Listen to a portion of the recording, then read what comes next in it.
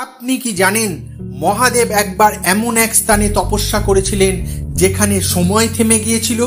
সেখানে প্রবেশ করলে মানুষের প্রাণ আর ফিরে আসে না, কারণ সেখানে মহাদেব এখনো তপস্যায় লীন। এই কাহিনীর ইঙ্গিত পাওয়া যায় স্কন্দ পুরাণের কাশীখণ্ড অঘোরেশ্বর অধ্যায়ে। সেখানে লেখা আছে, যত্র কালের প্রভাব নাস্তি তত্র সম্বর নিত্য বাস, অর্থাৎ যেখানে সময়ের প্রভাব নেই সেখানে শম্ভু নিত্য বাস করেন।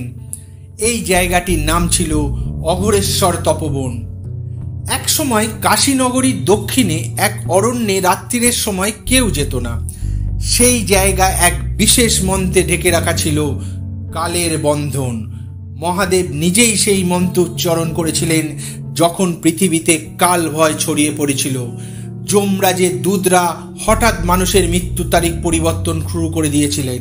কেউ জন্মেই মরছে, কেউ অমর হয়ে যাচ্ছে। তখন মহাদেব বললেন, যেখানে সময় থেমে যাবে সেখানেই আমি স্থির হব। তিনি নিজের অঘোর রূপে সেই তপবনে প্রবেশ করেন, তপস্যায় বসেন। ত্রিশূল মাটিতে পোঁতা, তৃতীয় নয়নে আগুনের রেখা। সহস্র বছর কেটে যায়, কিন্তু সেই বন অপরিবর্তিত থাকে।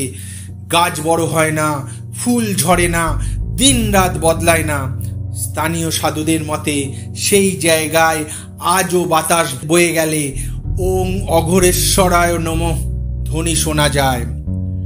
কাশী থেকে প্রায় 12 কিলোমিটার দূরে আছে অখরাকুণ্ড নামে এক প্রাচীন জলাশয়। স্থানীয় পণ্ডিতদের মতে সেটাই অঘোরেশ্বর তপবনের প্রবেশ পথ। বলা হয়, রাত্রে সেখানে নেমে দেখা যায় না নিজের ছায়া, কারণ সেই জায়গায় সময়ের প্রভাব নেই। এই কিংবদন্তি এখনো কাশীর অঘরী সম্প্রদায়ের মধ্যে গোপনে বলা হয়। যারা বিশ্বাস করে মহাদেব এখনো সেই তপস্যায় আছেন। যখন আবার সময় ভ্রষ্ট হবে তখন তিনিই ফিরে আসবেন অঘোরেশ্বর মহাকাল রূপে। আপনি যদি কখনো কাশী যান, অখরাকুণ্ডে একবার নীরবে দাঁড়ান। শোনা যায় যারা সত্যিকারের ভক্ত তারা হালকা ত্রিশূলের ছায়া দেখতে পায় জলের মধ্যে। আপনি কি সেই অলৌকিক ছায়া দেখতে চান? কমেন্টে আপনার মতামত জানান এবং মিথিক বাংলা চ্যানেলকে সাবস্ক্রাইব করে দিন।